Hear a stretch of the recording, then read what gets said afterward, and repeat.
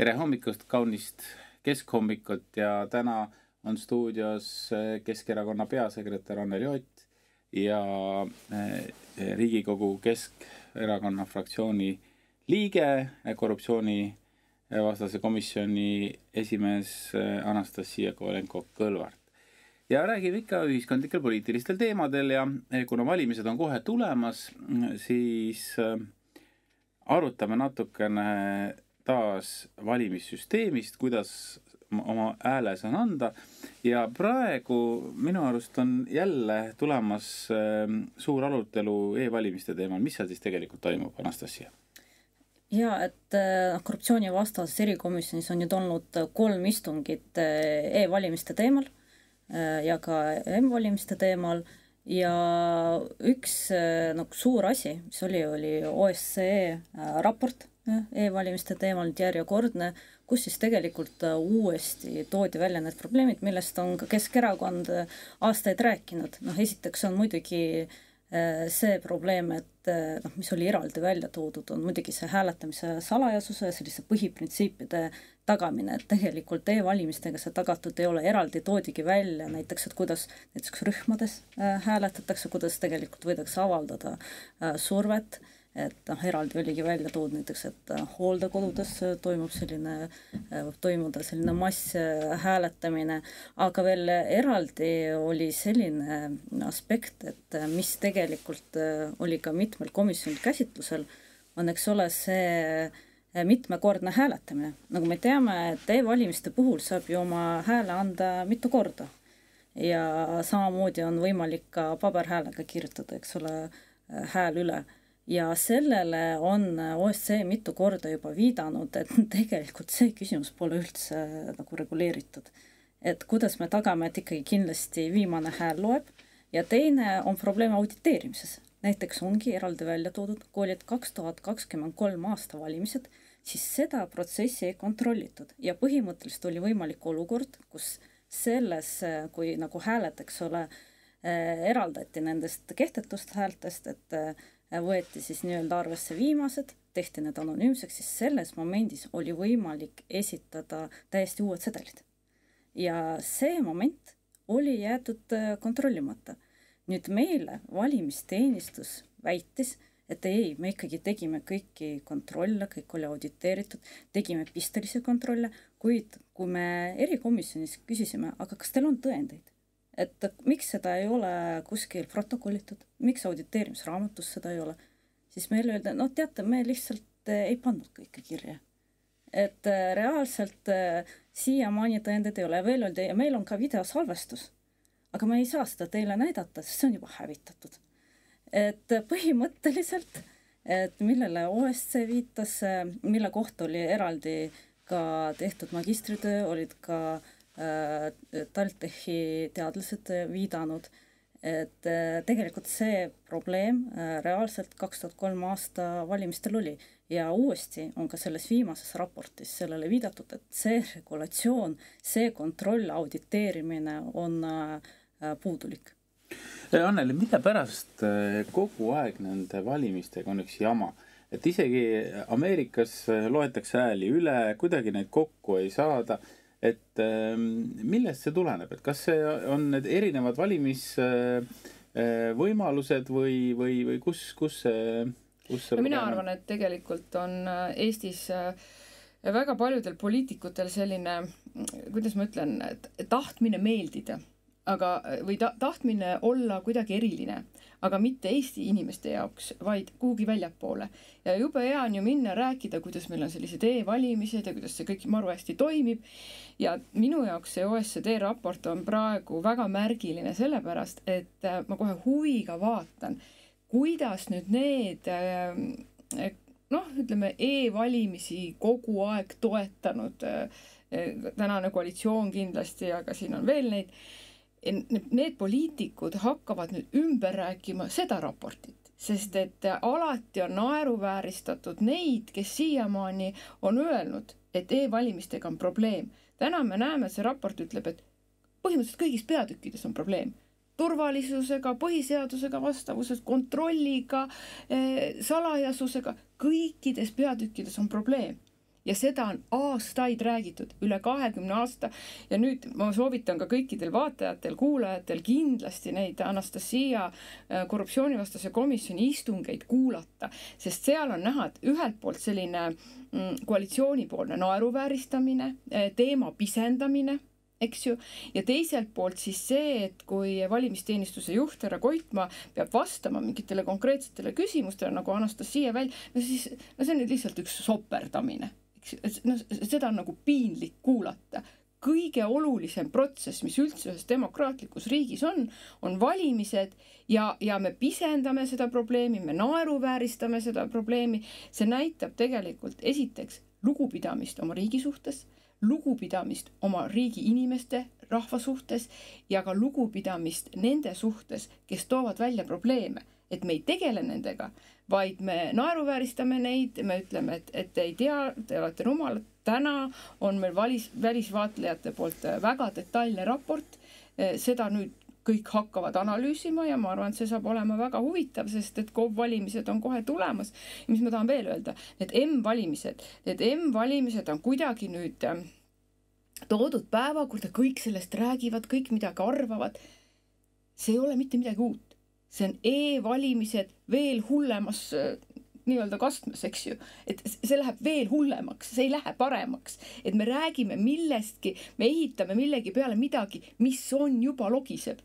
Ei saa minna paremaks, läheb ainult hullemaks, aga me saame sellelt logisevalt nii-öelda taburetilt selle tähelepanu ära võtta, räägime kõik tohutult e-valimistest ja Anastasia on selles mõttes teinud ju super töö, et pärast seda, kui seal või see teema seal korruptsioonivastases komisjonis ära oli see koosolek, siis tegelikult valimiskomisjon, no ma arvan, et päris tõenäoline on see, et nad ei julgenud e-valimisi hakata rakendama või M-valimisi, jah, et need küsimused, mis seal tõstatati, need probleemid, mis seal tõstatati ja no iga inimene sai aru, et vastuseid ei ole.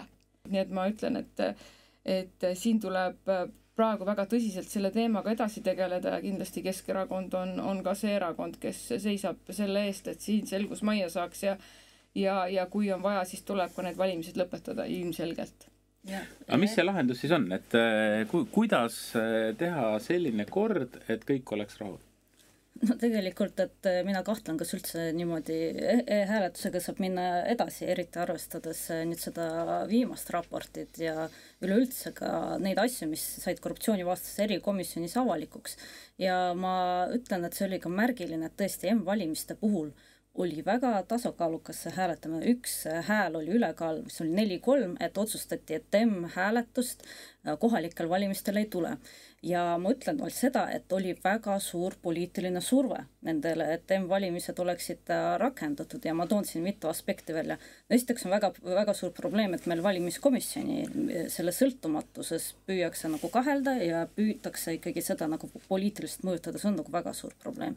Teine asi, mis sai ka korruptsioonivastase erikomisjoni istungil avalikuks, et kuidas on võimalik, et Reformierakonna minister Andres Sutt aastal 2022 andis juba suunise Riiale, et töötage välja M-valimise äpp, eraldas selle jaoks raha ja ütles, et eesmärk on, et me saaksime seda kasutada 2023 aasta valimistel.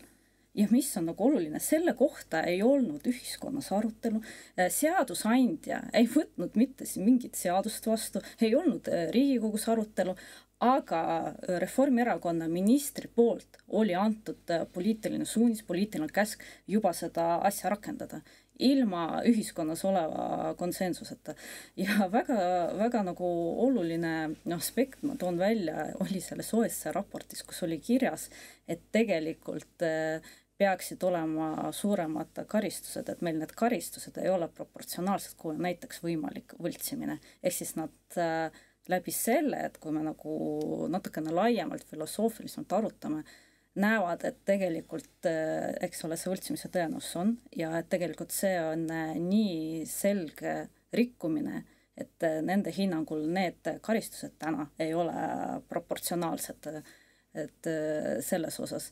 Ja veel üks aspekt, mis on minu arust väga oluline, on see, et on eraldi raportis kirjas, et usaldusväärsus on järjest langemas. Ja see on väga oluline, et valimised on kõige olulisem demokraatlik protsess, et põhiseaduse paragrahv 1 ütleb, et rahvas on kõrgema võimu kandja ja valimised on selles osas võtmetähtsusega. Ja kui järjest toimus selline polariseerumine, sellel on ka viidatud eraldi, kui on järjest inimeste usaldus langemas valimiste suhtes, kuidas me saame edasi liikuda e-valimistega. Ja M-valimiste puhul ma veel toon sellise asja välja, et mis põhjusel seda üldse ei saa rakendada, on see, et need rakendused läheksid siis Apple'i poodi, Google'i poodi, kus meil ei oleks mitte mingit kontrolli. Põhimõtteliselt võidakse sinna lisada mingisugune pahavara, aga meil ei ole võimalus seda kontrollida.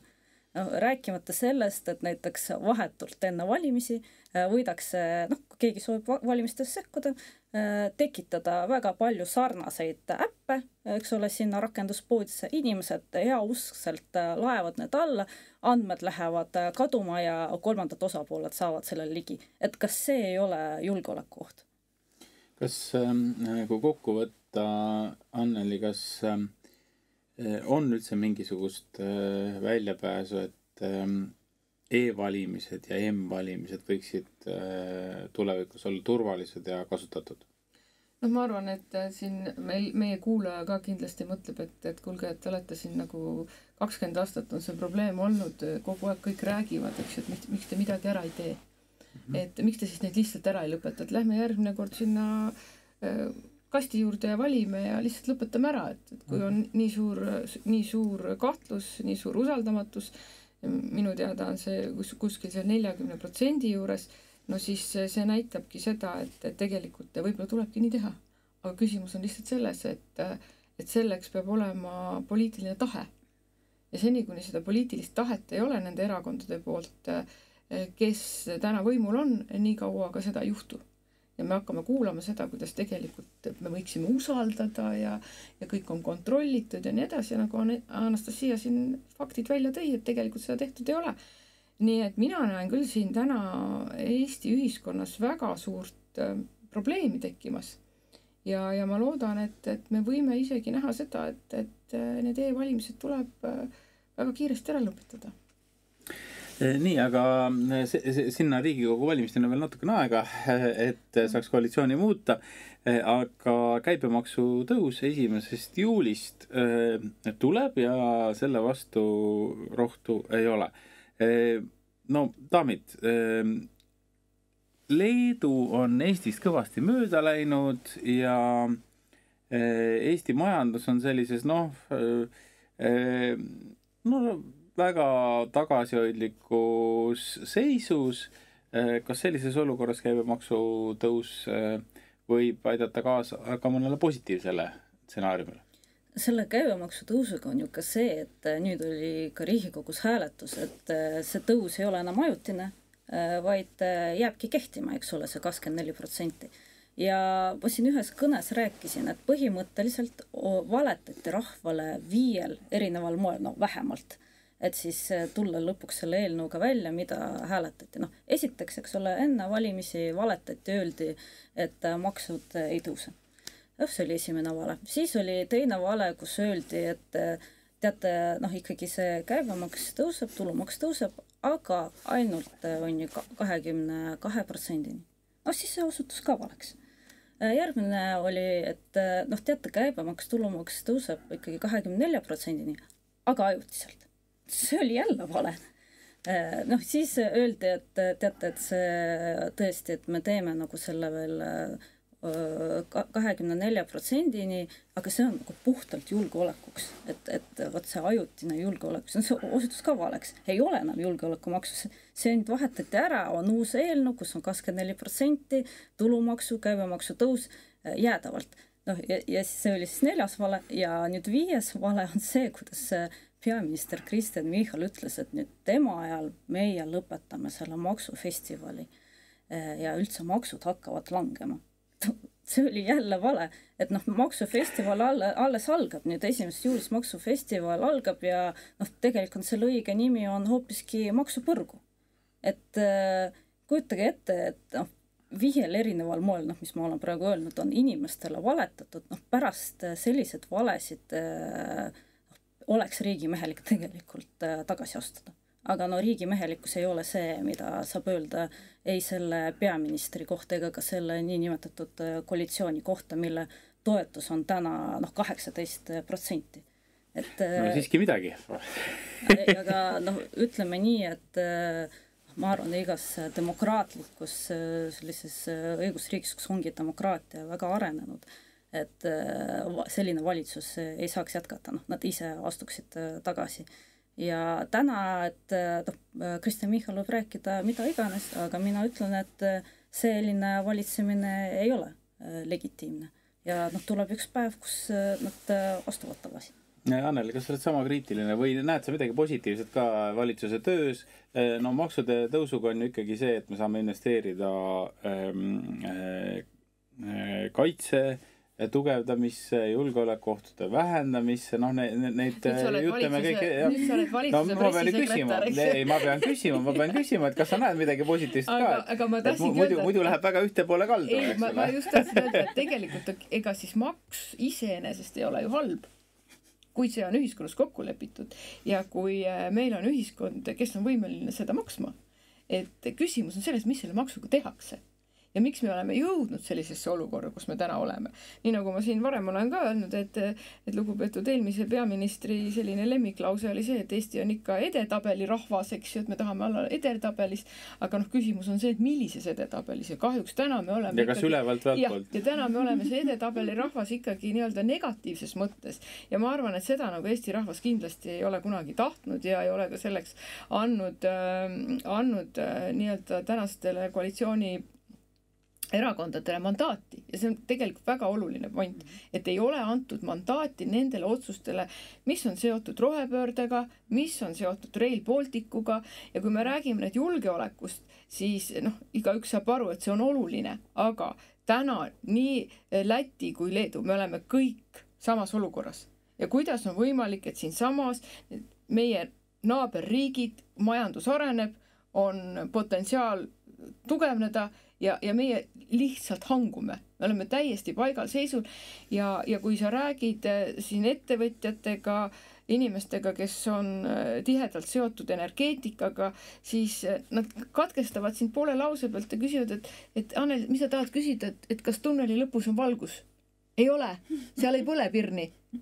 Meil ei ole seda valgust. Meil ei ole täna võimalik riiki kui sellist müüa ei väljapoole ega ka oma inimestele. Ja kuhu me täna jõudnud oleme, on see, et meil ei ole võimalik seda müüa ka enam oma noortele. Sest me oleme suutnud neil sõna otseses mõttes juhtme niimoodi kokku ajada, niimoodi lühisesse, et nad ei saa enam aru, mis siin toimub. Paneme kaamerad üles, liikluskaamerad, filmime kõiki, tuleb välja seaduse vastame, teeme siin tagant järgi ümber, pole hullu. Tegelikult neid oli vaja. Mis sõnumi me anname ühiskonda sisse? Mis see sõnum on? Esiteks on see, et me ei tea, mis me teeme. Me rööprähkleme hommikust õhtuni, kulutame tohutult vahendeid ja raha, midagi pärast ümber teha, midagi pärast parandada, otsused on läbi mõtlemata. Millest me tahaks rääkida, on see sama Tartu vangla teema, eks ju, kuidas me täna kuuleme, kuidas kõik on kontrolli all. Kui me loeme siin magistritöid, kui me loeme kas või õiguskantsleri büroo uuringut, mida me näeme? Need varjatud ohud, mis võivad tulla, mida Eesti maksumaksja peab kinni maksma, need on kõik läbi mõtlemata. Mis tähendab jälle seda, et me oleme samas olukorras. See on juba selline käitumismuster nii-öelda, mida võib-olla peaks hakkama nagu juba vaatama kui täiesti tavalist normaalsust Eesti riigis. Hakkame ümber tegema, maksumaksja hakkab peale maksma, hakkame parandama, sättima, vabandama. Vabandama me ei hakka, ütleme, et kõik oligi nii planeeritud. Nii et selles mõttes ma ütlen, et maks iseenesest, erinevad maksud, ega Keskerakond on välja käinud väga erinevaid võimalusi, kuidas seda olukorda parandada. Eks astmeline tulumaksu teema, pankade kasumimaks, eks, et neid näiteid me oleme võimalusi pakkunud, eks ju, toiduainete käibemaksu langetamine, et kohalikke ettevõtjaid toetada, et kohalikku inimest toetada. Täna me kuuleme seda, kuidas toidupoodides peab hakkama panema juba neid, no mis need on, et vidinad, mis häält teevad, kui sa midagi taskusse tood. Turvaelemente. Eks, et see näitab ju seda, et ega inimene ei lähe sinna toidupoodi niisama toreduse pärast varastama. See näitab seda, et ühiskonnas on midagi väga valesti. Kuskil on midagi väga katki. Eks?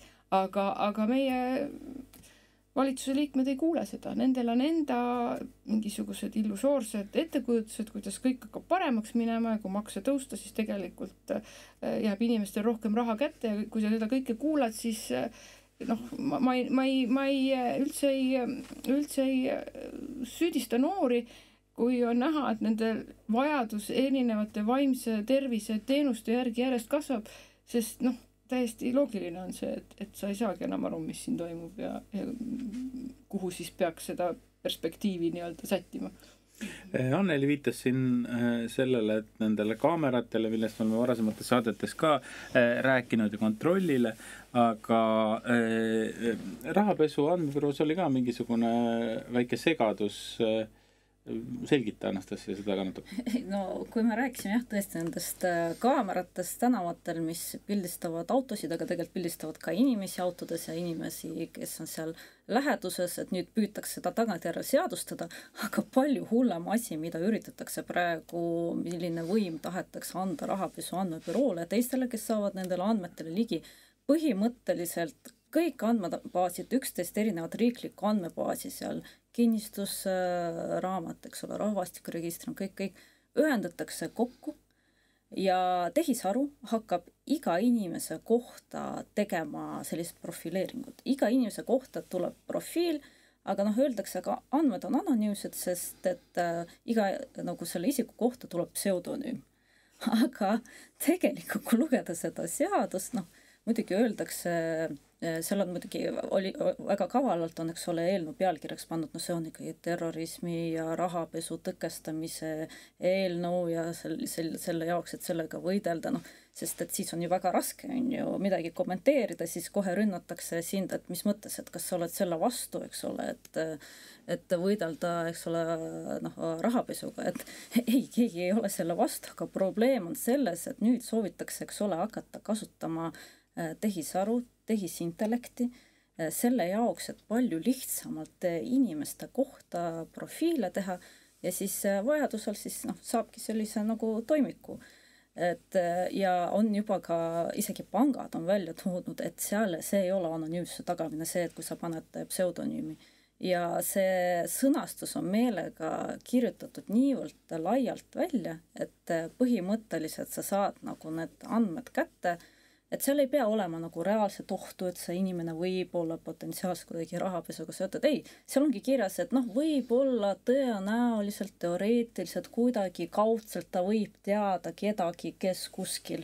Ja noh, ja põhimõtteliselt selle alusel võib vaadata inimese kohta kõik andnud, kes on tema sugulased, kellega ta suhtleb, kes on tema sõbrad, kus ta käib tööl, mida ta igapäevaselt poes ostab, kus ta elab, milline võib-olla kinnisvara tal on.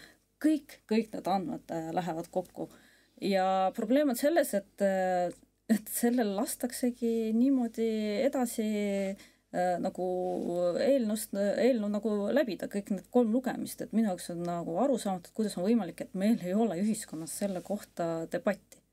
Et kuidas üldse saab olla selline, et me järjest liigumegi sellise nagu jälgimisühiskonna poole ja arvamegi, et see on normaalne, et kui meil on sellised tehnilised lahendused olemas, eks ole, et siis järelikult riik peab kohe hakkama neid kasutama. Nii, aga nüüd natukene erakonnapoliitikast ka. Anneli Keskerakonnal oli volikogu ja volikogult otsustati, et slogan kohalikeks omavalitsuste valimiseks on ummikust välja. No mis ummik see siis tegelikult on, kust on vaja välja tulla? Jah, tõesti, et erakond võttis vastu siis oma valimisplatvormi kohalike omavalitsuste valimisteks sel aastal ja see platvorm on siis selline üldine Keskerakonna põhimõtteid kajastav dokument, kust kõik inimesed orenemata siis kohalikust omavalitsustest võivad lugeda seda, mis on Keskerakonna poliitikute eesmärgid, olenevalt siis võimalustest, et millises omavalitsuses nad võimul on. Et kui me räägime näiteks Tallinnast, me räägime lasteaedade kohatasust, siis me kõik saame aru, et Tallinn on suur omavalitsus, rahalised ressursid on teistsugused, kui on kuskil Kagu-Eestis või saartel, eks, ja siin on palju lihtsam selliseid otsuseid teha, kui ollakse võimul. Et täna, nagu me näeme, see väga lihtsalt ei käi, isegi siis, kui võimul ollakse, aga siiski selle dokumendi mõte on see, et valija saaks aru, mis on laiemalt Keskerakonna eesmärgid, ja eks siis iga kohaliku omavalitsuse nimekiri peab vaatama, et mida ta sellest programmist saab rakendada, mida mitte. Ummikus ollakse, mulle tundub, et siin on juba praegu olukord selline, kus igas valdkonnas ollakse ummikus. Tervishoius raha ei ole, hariduses on suured probleemid, investeeringud teedesse, meil on madal sündivus, kohalike omavalitsuste eelarved on järjest väiksemad, seesama käibemaksu tõus, mis nüüd rakendub, tegelikult toob ju ka omavalitsustele lihtsalt väga suure kohustuse juurde. See tuleb kuskilt leida, see tuleb jälle kärpida kuskilt, eks ju. Huvihariduse teemad, palgateemad, treeneritel, erinevate siis selliste kogukondlike, sotsiaalsete, kultuuriliste ürituste korraldamised, mida kohe hakatakse kärpima, kui tulevad omavalitsusele lisakohustused, millega tegelikult midagi teha ära ei saa, vaid lihtsalt, et sellele, et riigi poliitika paneb suuremad kohustused eelarvele. Ja ummikust välja on, ma arvan, tegelikult väga kõnekas. Et kui sa räägid inimestega koha peal, erinevates piirkondades, siis hästi palju täna on kuulda seda, mida ma siin enne ka ütlesin noorte puhul, aga ka teiste puhul, et inimesed enam ei oska näha, kuidas edasi minna.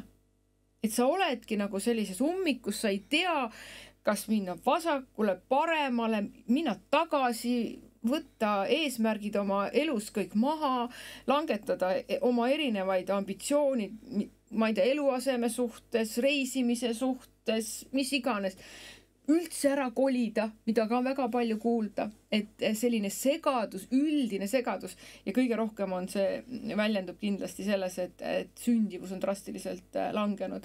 Nii et siin Keskerakond näeb võimalust Eesti jaoks loomulikult, kui kohalikus omavalitsustes alustada ja Riigikogu valimised oleks siis need, kus tegelikult saab suuri otsuseid hakata tegema ja pöörata kogu see majanduslangus ikkagi tõusu suunas ja lähtuda eelkõige sellest, mis on Eesti huvi, mis on Eesti inimese selline vajadus. Et kõik need otsused, seesama rohepööre, mis me oleme nii palju rääkinud, kõik need erinevad planeeringud, täna juba tuleb see, kuidas Eestis ka hakatakse neid eesmärke üle vaatama ja nii edasi. Me oleme rääkinud pikalt seda, et selline ideoloogiline rohepööre tuleb peatada. Me peame põlevkivi elektrienergiat toetama, et Eesti inimestel oleks võimalik. Üks on see, et sul kodus põleb lamp, teine on see, et sul tuba on soe, et sul lapsed saavad normaalses keskkonnas kasvada, et ettevõtlus saaks toimida, põllumajandus, eks ju. Et need on kõik väga suured otsused, mida tuleb teha väga kiiresti, sest iga kaotatud kuu, iga kaotatud aasta lükkab seda elukeskkonna normaliseerumist meil 10 aastate võrra edasi. Nii et siin väga pikka ummikus passimise aega meil ei ole ja ma loodan, et kohalikud omavalitsused on see moment, kus me saame hakata sellest ummikust välja liikuma. Anastasia, kas sa nõustud sellega, et ummikus liiga kaua passida ei saa ja kohe-kohe saame sealt välja? Ja tegelikult, et praegu iga see otsus tegelikult lükkab meid aina kaugemale teiste riikidega võrreldes selle konkurentsivõime osas ja seoses selle ummikust välja, et ma just vaatasin, eks ole, need uudised, kuidas inimestele ei ole raha, et tegelikult automaksu maksta, praegu on, eks ole, jälle see kuupäev maksmiseks ja veel samal ajal teine uudis, mis köitis minu tähelepanu, oli see, et inimestel enam ei ole raha näiteks, et käia, eks ole, autohoolduses ja üldse, et autot remontida. Ja veel paralleelselt on meil järjest vähenemas raha teehoidu. Ja kui me paneme nüüd kõik selle kokku, et kujutage ette, et me nagu esiteks meil on automaks jätkuvalt põhiseadusvastane, seadusandja ja koalitsioon isegi ei tegele sellega, et viia see nagu põhiseadusega kooskõlla. See jätkuvalt riivab inimeste põhiõigusi, et tegelikult see peaks lihtsalt nagu ära tühistama. Me oleme selle nagu see põhiseadusvastas automaksuga üritame, eks ole, edasi liikuda, koormame inimesi. Samal ajal inimesed sõidavad katkiste autodega, mis on väga ohtlik, ja lisaks sõidavad ohtlikel teedel. Et mul on nagu küsimus, et kas tõesti nagu inimeste elu arvelt, et oleks valmis tegema selliseid otsuseid. See on tegelikult reaalselt ohtlik ja pole midagi teha, aga kohaliku omavalitsuse valimised saavad olema usaldushääletus nendele valitsuserakondadele, kes praegu võimul on, sest kahjuks kõik need otsused on negatiivselt mõjutanud regionaalpoliitikat, neid kogukondi, väiksemaid kogukondi maapiirkondades, väiksemaid linnasid, et ja muidugi ja inimesed tunnevadki, et nad on ummikus, et need linnad on ummikus, et väiksemad kohalikud omavalitsused on ummikus ja mina usun, et see on ka põhjus, miks rohkem inimesega tuleb välja, et hääletada, et vähemalt mingigi muutus hakkakski pihta, et vähemalt kohalikus omavalitsus, need kogukonnad, et see hääl hakkaks vastu valitsusele, oleks valmis minema näiteks kas või riigikohtusse, et vaidlustada mingid otsused. Sest kuidas praegu toimub reaalselt, näiteks sotsiaalminister ütleb, et ma ütlen, et mida teha inimestega, kellel lihtsalt ei ole raha, et nendel toimetulekud, nad ei saa hakkama, seda nad saavad pöörduda oma kohaliku omavalitsuse poole. Et kohalik omavalitsus peab neid aitama. Praegu riik paneb kõik kohustused kohalikule omavalitsusele ja see on see koht, kus kohalikud omavalitsused peavadki saama tugevaks pärast valimisi, et oleks rahva hääl esindatud, kes oleks valmis minema vastu ka nendele valitsuse otsustele ja tulema ummikust välja. Ma arvan, ühe repliigi ütlen siia juurde, et valitsuse otsuste selline mõju, et inimesed peavad minema oma valitsusse toetust küsima, on midagi sellist, mis näitab, et valitsusele teda üldse ei huvita tegelikult, kuidas Eesti inimene elab. Sest Eesti inimese jaoks minna abi küsima on väga-väga keeruline. Ja valitsuse kohustus on teha kõik selleks, et ta ei peaks seda minema tegema ja tal oleks need võimalused ise oma eluga hakkama saada.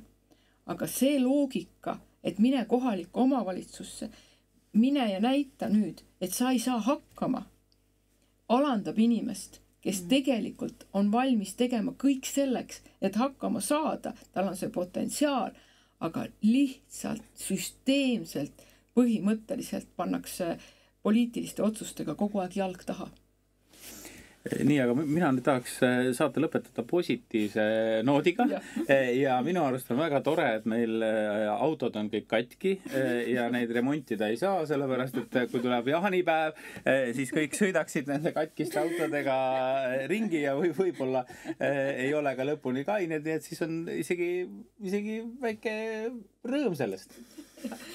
No mina lähen nüüd kohe Toompeale igal juhul meeleavaldusele, kes tunneb, et tahab ka kaasa rääkida selles, et valitsuse poliitika ja maksukoormus ei ole enam vastuvõetav, et on kõik oodatud osalema, aga jaanipäev on selline, kus mina ütlen küll, et põlvkondade sidusus ja tegelikult ka noorte inimeste selline kodukohaga sidumine algab ikkagi kodust ja sellistest traditsioonilistest koosviibimisest. Need suured peod, kokkusaamised on ka toredad, aga aastate pärast jäävad ikka meelde need, kus ollakse just oma kogukonnaga koos, nii et mina julgustan küll võtma mõnes mõttes lihtsalt, aga armsalt ja soojalt neid jaanipäeva aega. Jah, et tegelikult jaanipäev ja need sellised vahvad päevad võiksid olla need, kus võib-olla korrakski unustada selle ummiku, selle kaose, mis meid ümbritseb ja lihtsalt veeta hästi aega oma perega, oma lähedastega, et tegelikult positiivsed emotsioonid on need, mida täna ühiskond väga vajab. Suur tänu, Anastasia Kovalenko-Kõlvart, Anneli Ott, mina olin saatejuht Janek Mägi ja soovin teile kõigile kaunist jaanipäeva ja tulge siis pärast seda ummikust jälle välja.